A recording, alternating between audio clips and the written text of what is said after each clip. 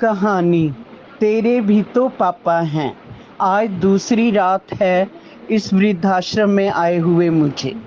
सब सो रहे हैं मगर मेरी आंखों से नींद इस तरह रूठ गई थी जैसे ये पूरी दुनिया मुझसे। आंखों के सामने सभी वह चेहरे एक एक करके आ जा रहे थे जिन्हें मैं कल तक अपना समझता था, जिन पर गर्व था मुझे। मगर आज उन्हीं चेहरों की एक झलक से भी मेरे अंदर हुक सी उठ रही है और उनके कहे शब्द बाणों से मेरी छाती जल रही है। मुझे याद आ रहा है वह दिन जब मेरा 2 साल का बेटा रोहन मेरी गोद में खेल रहा था। तभी मेरा बड़ा बेटा समीर, जो 4 साल का था, पास आकर जिद करने लगा, मैं भी पापा की गोद में बैठूंगा। दोनों बच्चे इस बात पर झगड़ने लगे। मैंने दोनों को प्यार से समझाते हुए कहा, बेटा झगड़ते नहीं, बुरी बात है, मैं तुम दोनों का ही पापा हूँ। ये कहते हुए मैंने समीर को गोद में दूसरी तरफ बिठा लिया। विधाता की मर्जी से निश्चित समय पर जीवन साथी ने भी साथ छोड़ दिया। अब मेरी पूरी दुनिया यही बच्चे थी।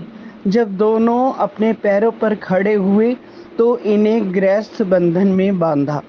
जिंदगी बस कट रही थी। मेरी आकांक्षाएं जिंदगी से कुछ ज्यादा नहीं थी। फिर अपने अकेलेपन की दवा अपने पोते पोतियों में ढूंढने लगा। एक दिन तबीयत ठीक ना होने की वजह से शाम को जल्दी सो गया था। बेटे अभी ऑफिस से नहीं लौटे थे। तभी कुछ तेज आवाजों का शोर सुनकर मेरी आंख खुल गई। आवाजें साथ वाले कमरे से आ रही थी। दोनों भाइयों के झगड़ने की आवाज सुनकर मैं बाहर जाने को उठा। उस कमरे के बाहर जाकर ठिठक गया। तभी छोटे बेटे रोहन की आवाज सुनकर सन्न रह गया। दोनों भाई इस बात के लिए झगड़ रहे थे कि बूढ़े बीमार बाप की जिम्मेदारी कौन लेगा। उसका कहा एक वाक्य मेरे दिल में तीर की तरह चुभ गया था। रोहन ने समीर से कहा था, तेरे भी तो पापा हैं, सिर्फ मेरे ही नहीं। मैंने उसी वक्त टैक्सी पकड़ी और बिना किसी को बताए ओल्ड एज होम में चला आया। और आज एक सवाल मेरे अंदर कौंध रहा है कि मैं किसका पापा हूँ।